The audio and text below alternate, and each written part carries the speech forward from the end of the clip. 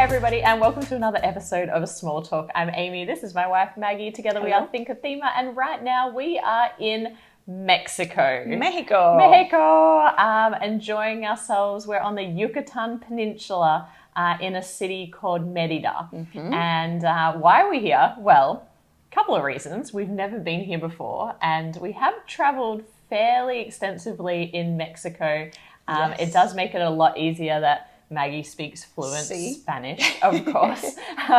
And we just, but we also just love it here. It's the people, they're so friendly and generous, and it's just, I don't know, I really enjoy it. It's really the nice, food, the drink. It's a great feel about it, It really does. So we have traveled a little bit, we've never been to Merida, and actually when we were traveling a few years ago, pre-pandemic, in Tequila, that is the place. The train, we were on the train to Tequila. We weren't in a bottle of tequila, so like we weren't in Tequila. So we weren't in Tequila. Yeah, we were in the city or area of Tequila. We were, and we met a couple that were actually from Merida, and they were just like, it is the best place, you have to go visit. Raving about it. And we've also heard great things because it happens to be the safest city in Mexico, but also one of the safest cities in the Americas in general. So we're like, we have to go and check this place out. So we've been here for a week now. We are just about to leave to go to Gen Con. So we were in the US, we've come to Mexico, and now we're headed back into Indianapolis. But we thought we'd record and tell you a little bit about our travels before we go. And we did manage to get some games played. What have we been up to in Merida? We have been traveling around, shopping a little bit, but mostly eating. Largely just really eating. Eating the most delicious food that you could possibly imagine. Like, obviously. It has been lots of tacos. Actually, there's a lot of regional cuisine here in the Yucatan Peninsula. And Merida in particular is really famous for its pork dishes and also turkey. So there's a lot of pork and a lot of turkey, and they like to cook things underground. So enterrado, so like buried under the earth. Which is obviously imparts a really earthy flavor to the food. And then what's also interesting is there's an ingredient that's native to the area called like a sour orange, and that is actually used in a lot of the marinades for the meat before it gets cooked, and so it has a really unique flavor profile. There's also some other interesting things that we've tried here that we've never tried elsewhere in Mexico. For example, sopa de lima, which is a lime soup. Lime soup, that's delicious. That has turkey through it as well. That's beautiful. And the lime makes it really refreshing as well. It's quite nice, even though it's a hot soup. And then what are the tortillas that are filled with beans? I think it's panuchas. Panuchas, and a few other different things that we've been trying. Mostly, also it's like incredibly humid here. So it's actually one of the most consistent weathers I have experienced, because it's like every day it's really, really humid, and then really hot and humid while the sun is out. And then consistently in the afternoon, it rains, but like a lot, like full dark skies, raining, flooding on the streets. And then it stops in the evening, and then it's kind of like a nice, refreshed atmosphere. And then the following day, it does it all over again. And we were a bit worried about it being the wet season, but actually the rain brings such a reprieve from the heat because it's about 95 degrees Fahrenheit or 35 degrees Celsius, but it's also 85% humidity. The humidity is what makes it tricky when you're walking or you don't really want to have to be out and about too much of the day on foot in the sun. Maggie's quite used to it from being from South America, whereas I feel like I am burning from the inside out. I was like, why does my skin feel like it's on fire? I was just like, and you look at a map and you're like, oh, that's only only a few hundred meters away, and then you start walking, you're like, I have made a grave error. What have I done? It's really interesting being in this weather again, because I grew up in South America, obviously, largely Dominican Republic, which is where my family's from. And like I remember one is like the architecture, like a lot of the architecture is very similar. A lot of just the streets and the feel in the streets. The humidity It's like, now I remember why I didn't used to wear my hair out I as know, we're much. constantly Like, it just, yeah, my hair just goes, oh, humidity, great, frizz. Yeah, and I'm like, oh no. In Australia, it's so dry that it's like, this is amazing. I hardly have to do anything and it just like stays straight. Yeah. Yeah, that's one of those things. It's pretty hot here. What else have we been doing? Well, firstly, I wanted to go and find a flamingo because in all of our travels, I've never seen a flamingo like in the wild, and it is not flamingo season here at the moment. No. January, February, if you want to see flamingos in Merida, that is the time to come. Yeah. Not now. But last week or the week before we were here, they had this influx of 20,000 flamingos that just happened to drop by and be in this like mangrovey type. It's not really a river, but this wetland. They call it a river because I think it's like a river path, but yeah, it's more like a wetland. Yeah, and it's quite very shallow, pink and, as well. Like the actual water itself is very pink. It's like almost like little pink lakes, is what it looks like. Yes, and that's why the flamingo is pink, because the flamingo eats the krill or shrimp or whatever it is that's in the water, and that obviously has over time created that pink body. Anyway, you are what you eat. Flamingos are no exception. Oh, tell me about it. We are tacos now. we are forever tacos. So the flamingos, we went hunting for them and like looking for them everywhere, and we weren't seeing anything, and then all of a sudden turned a corner and there were these flamingos, and we pulled over the car, jumped out, and we're on the side of the road just in awe of these flamingos. And it was quite early in the morning because they prefer to be early in the morning or late at night, the flamingos. They know the heat is no joke. No. Yeah. So we were there standing on the side of the road taking as many photos as we could, but because it was early morning,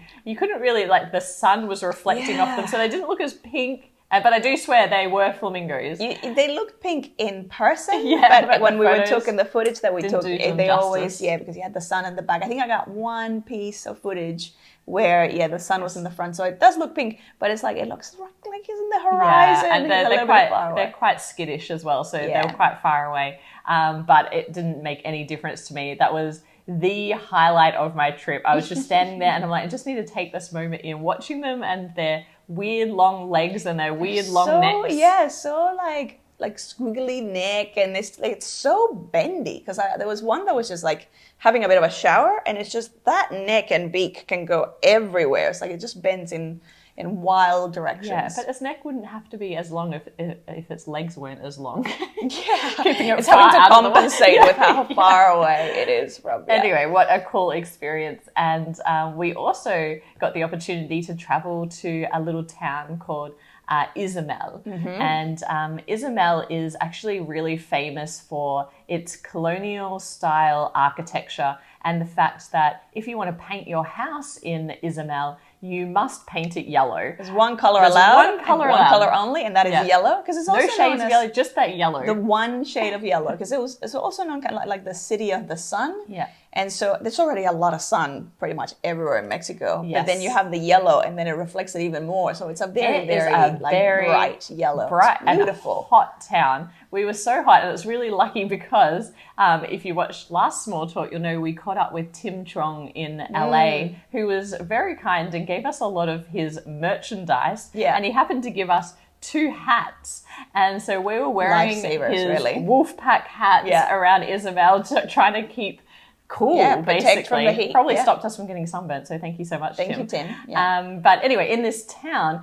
it's really famous for its architecture from the colonization by Spain. But what's actually really interesting is the fact that the city itself is built on top of pretty much a lot of Mayan pyramids. Yeah. And so all throughout the town, there's so much Mayan history. And we got the opportunity to go and check out some of these sites and really look, and it was so hot. And we climbed one of the pyramids. Yeah, it's really cool to see like the pyramids in the wild, sort of like in the setting. Kind of, it almost feels untouched. Obviously, it's not, because there's like so many tourists going through it, all the time. But it's just so like you can sort of have that moment to like try and imagine what it might have been like.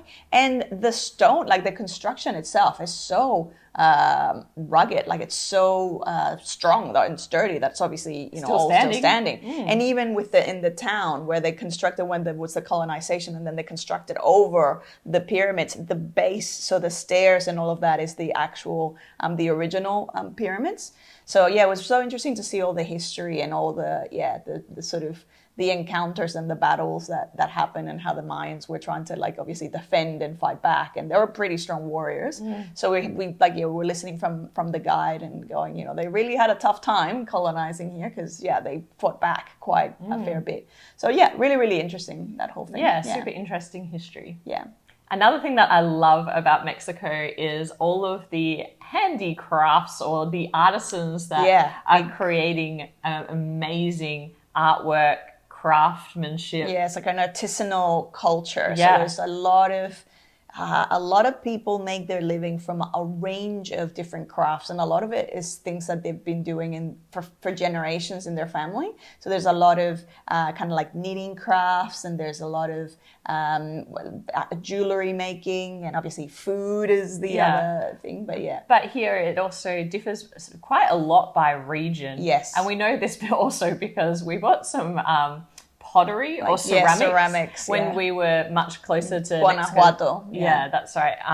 In a different region. And we've been looking for it here, and we've even been going to specialty shops where they bring in all handicrafts from different places, and they're like, no, you need to go to that region to buy that. But here in Merida, it's quite well known for its embroidery. And so everywhere you go, there's all these beautiful clothes that are very embellished with embroidery. But we did get a chance to go and meet quite a famous artisan here in Merida. And their work revolves around creating jewelry. And you'll see that we're both wearing a bracelet here. That is from two different materials, which are really interesting. One is from the seed pod from a particular type of palm tree. Yeah, it's called cocoyol. So it's like the little, it's the little kind of nut that grows at the top of the palm tree. Yeah. And this nut then falls, and then it gets dried out, and it shrinks down in size and becomes like quite dense and hard.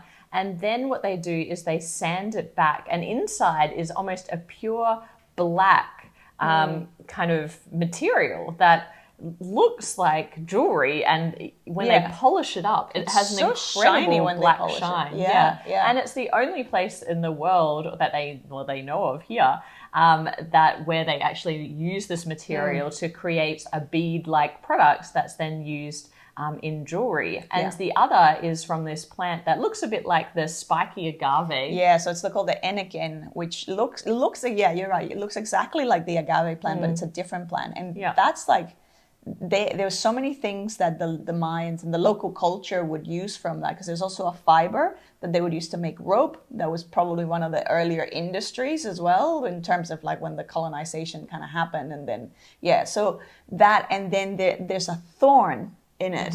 And so that thorn, again, it's so strong. It's almost like a very, very hard type of wood.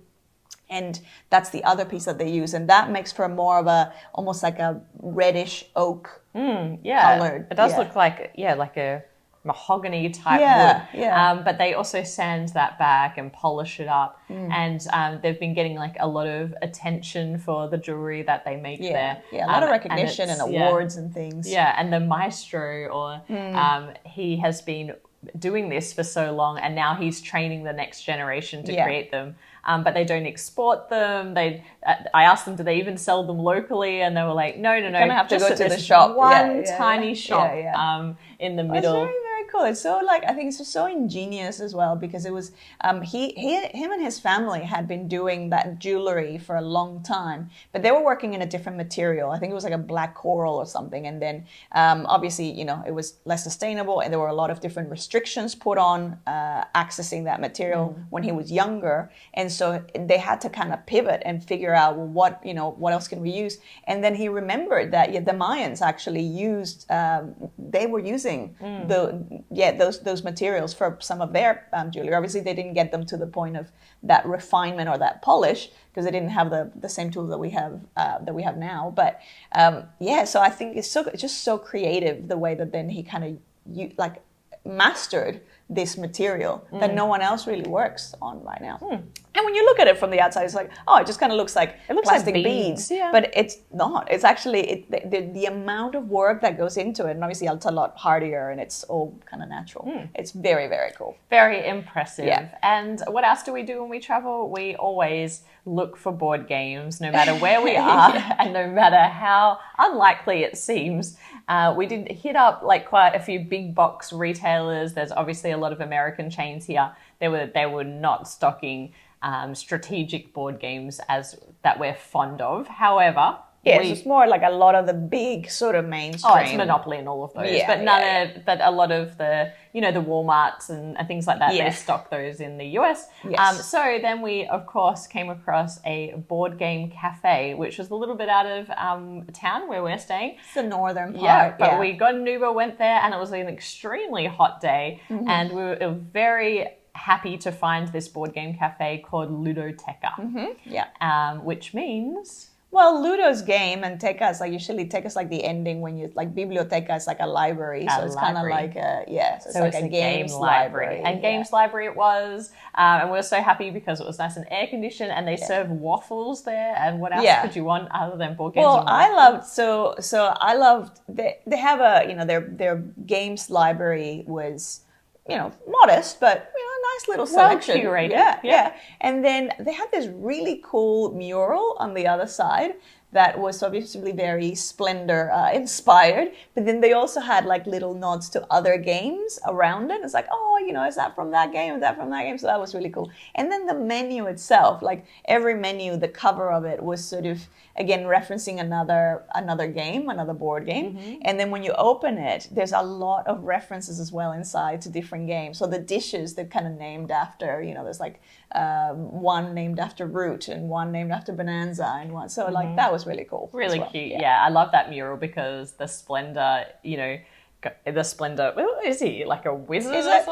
He's a jeweler. You're the gems. The jeweler theme. Well, it's not a very thematic game. Anyway, so he's holding a gem on the box cover, but here he is holding a meeple. He's working on a meeple. So that's cute. pretty cool. So cute. So we played some games, which means we can talk to you about some games today. But one game that is the first game that we'll talk about is a game called Planted, which we didn't play at the board game shop. I actually picked this up when we're in the US. It is not available at many places yet. I think the retail release is going to be at Gen Con, but it was available at Target, and it has been available at Target for a little while in the US, not in Australia, unfortunately. And this game is by Phil Walker Harding, so Australian designer.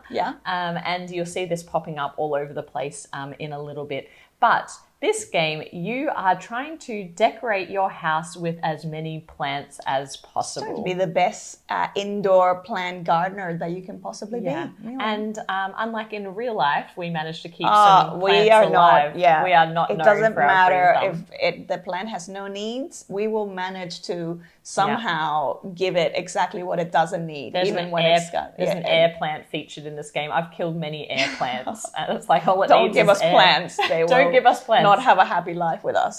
Anyway, in this game, you are playing with these. The plant cards themselves are actually quite large. So these tarot-sized cards, and everyone is going to have a player board. And what you're going to be doing is you're going to be drafting plants to put in your house.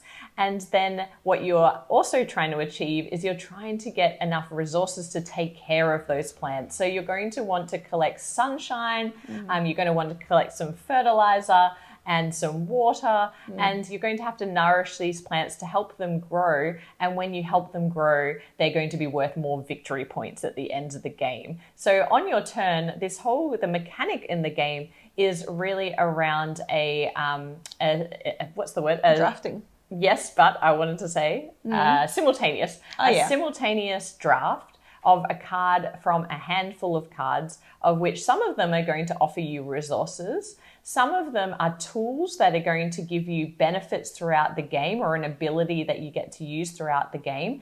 And some of them are going to be decorations, and the decorations are going to give you end game scoring conditions. So you'll have a hand of cards, everyone will pick one and play it at the same time.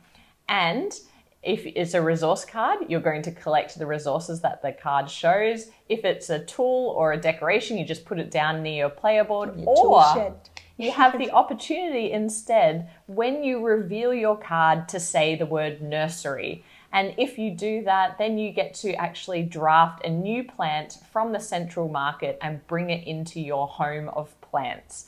Throughout the game, the 4 rounds, you're only going to be able to have a maximum of 6 plants throughout the game. But what's really interesting is at the end of every round, so once we've drafted all of the cards, you're going to have the opportunity to feed and nurture as many plants as you can by paying the resources shown on the plant cards. If you do that, you get to put a token on them to show that it's grown, and that's going to be worth more victory points at the end of the game. Yeah.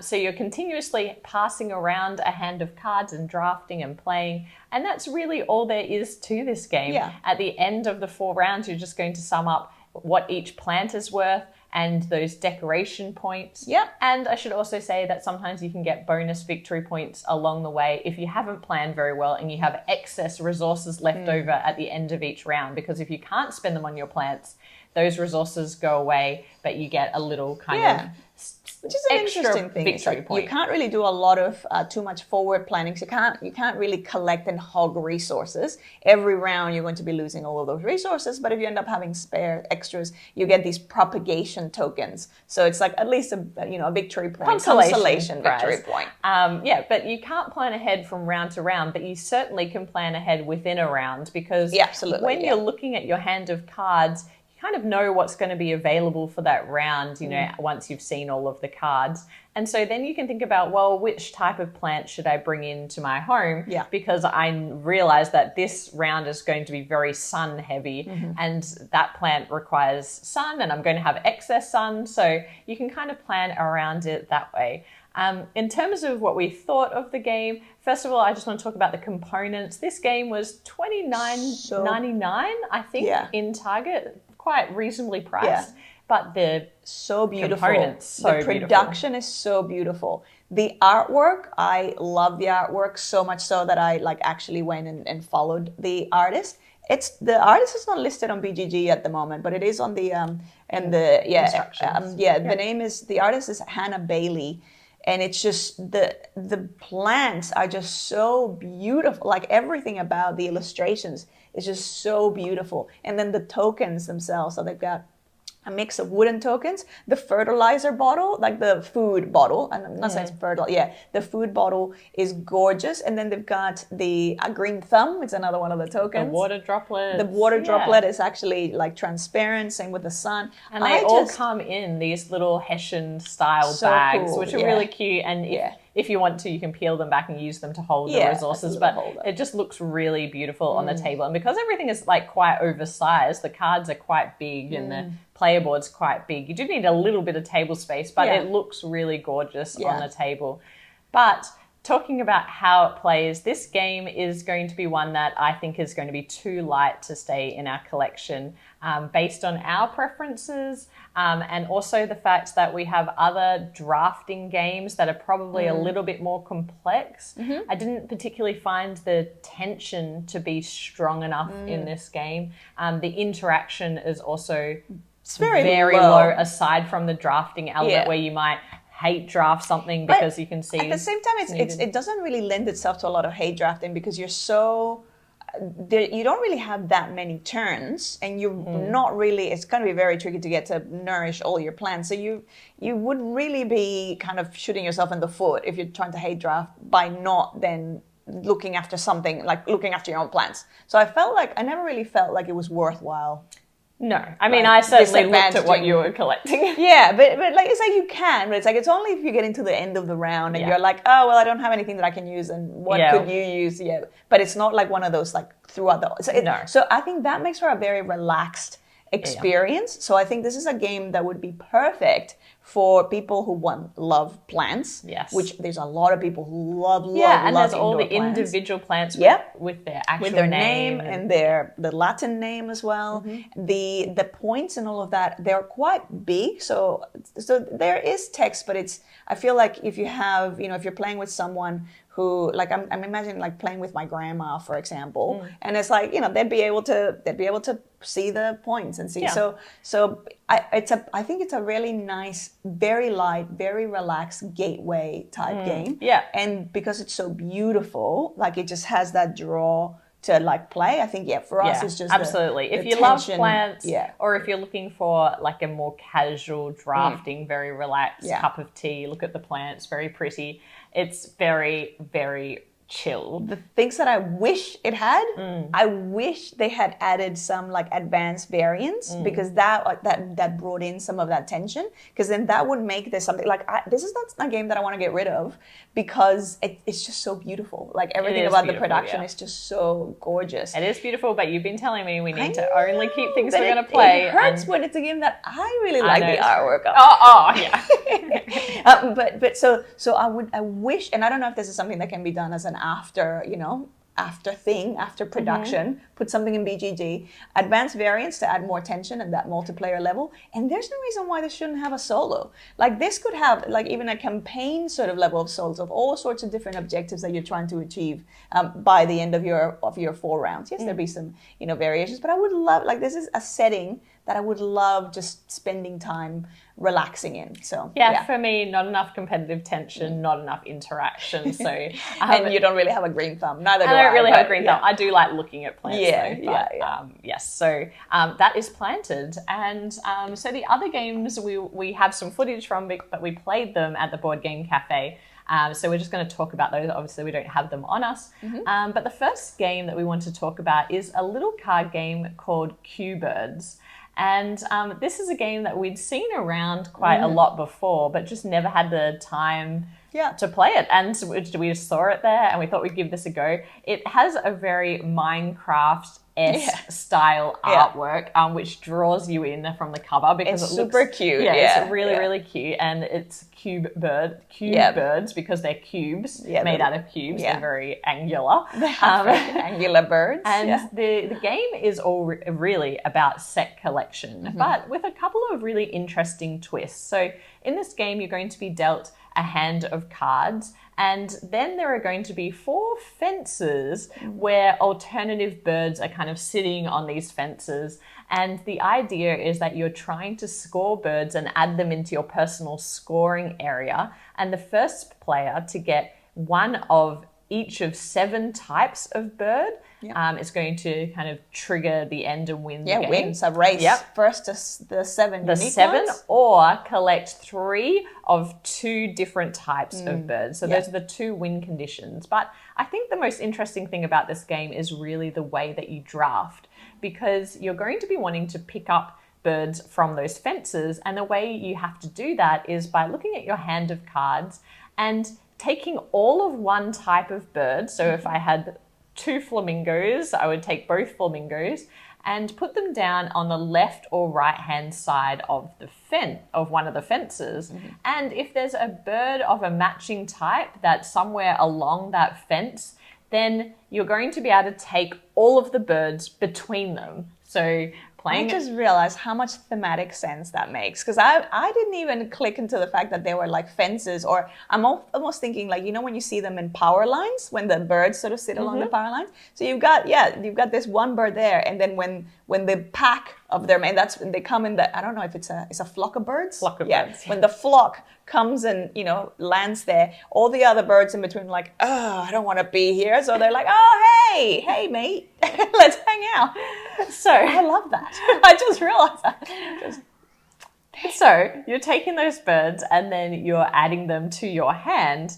And ultimately, each bird has a small and a large flock size. And once you are able to meet the flock size condition, you're going to be able to take one of those birds, play it down into your scoring, or 2 if you make the large flock size, and then discard all the rest of the cards. So you're trying to create these sets in your hand by picking up birds that are there on the fences. But the interesting thing about it is there's actually quite a lot of hand management. The first thing is that you have to play every matching bird if you want to play a bird. Flock. So when you're collecting something and you've like, oh, I've collected 4 of this type of bird and I only need 5 of them, but I really want to pick up these other birds, I'm going to play all 4 out of my hand and give them up. And not only that, but then I'm taking the birds in the middle, all of those birds slide along, and now there's 5, a full set, just sitting there waiting for Maggie to take them. Like, great!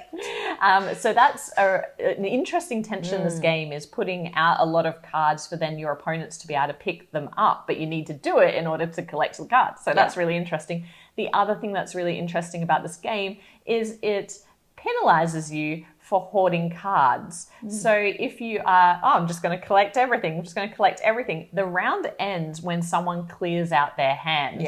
And so there is a real push your luck style mechanic to it, where you can try and collect as many sets as you want, but if someone just is like, and boom, there's a whole set and now I've got no cards left, well, you're going to have to put all of those cards back and we're going to deal it out again and continue playing until one of those end game conditions are met. So I really actually quite enjoyed this game. Same, yeah. I think love the artwork, love the simplicity of, it's very easy to learn and start playing. And then you just have those 2 numbers in the top corner, which is, the small flock and the large flock, which is what you're aiming to get to. So that then, and some of those are quite large, like some of them is like a 6 or a 9. And it's only when you get those that then you get to put 1 down and then get rid of all those other ones that you collect. And so I think it adds, it makes it, it's a good length. It's not like a super snappy kind of game. Good length though. I felt like it's got enough of like that, oh no, or like you find yourself stuck and going, oh, now I don't have anything that I can play, so I have to get rid of this beautiful hand that I was collecting. That's the thing with the hand management side of things. I feel like it took me a little while to kind of work out. I got myself into trouble a few times by only having the set that I was collecting left in my hand. Then you have to play a bird, which meant I had to get rid of, to diversify. Really bad. So that's a really interesting game. A very small box game, but actually quite some interesting and layered mechanics. Easy to teach, beautiful to look at, very simple because it's just cards. But thinky and like tricky and but really easy. But really easy to get into. So that is CuBirds.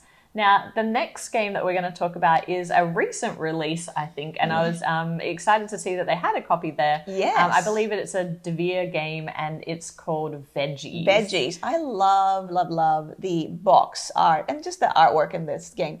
Very, very simple, another card game where you're really trying to create the best market stall to display your foods, that your veggies that you're selling. So it's one of those melding type games. You're gonna start with your kind of initial market stall. What is it? Is it like a 3x2 cards, and some of those are going to have produce, so fruits or veggies, and some of them are going to have mice.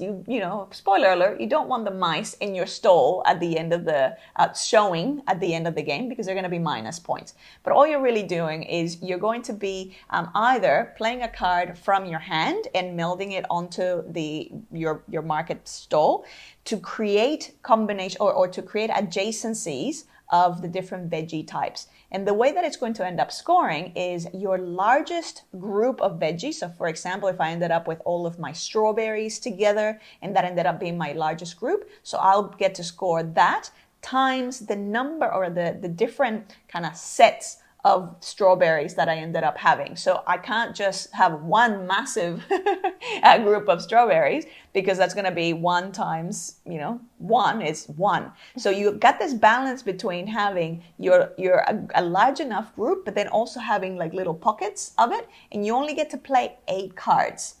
The other thing about it is you are also, the other players are also going to get to score that veggie or that fruit. So it's an interesting kind of little tension between, well, you kind of looking after the multiplier that you're creating. So if I ended up creating with, again, back to my strawberries, I had my biggest group was 5 strawberries in a row, and then I ended up having 3 sets. So it'd be 5 times 3.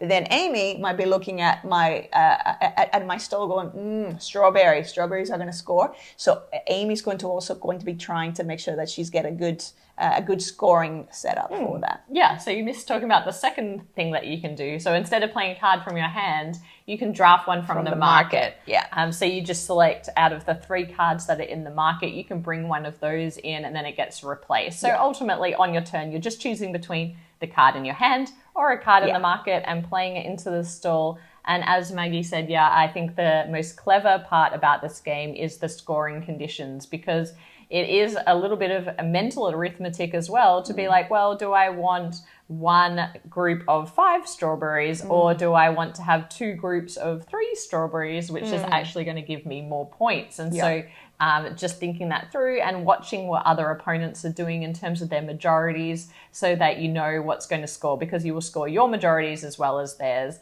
is a really interesting dynamic. Ultimately, this game fell quite flat for me. And I think the reason being is that there are only 8 cards that you play in every game. And so it is a very quick game, but it's almost too quick. It doesn't have the satisfaction that you get from building out that card, like other card melding games. They go on for longer. And so it just feels like you get to develop your player area a bit more. I like the scoring condition, but I just felt like that in and of itself wasn't enough, because 8 cards goes by really quickly, and then you do the little scoring, and it just, I don't know, it left me wanting for a little bit more. Yeah, I didn't mind it, but I didn't. Yeah, I agree with you. Like, I didn't mind playing it because it does play fairly quickly.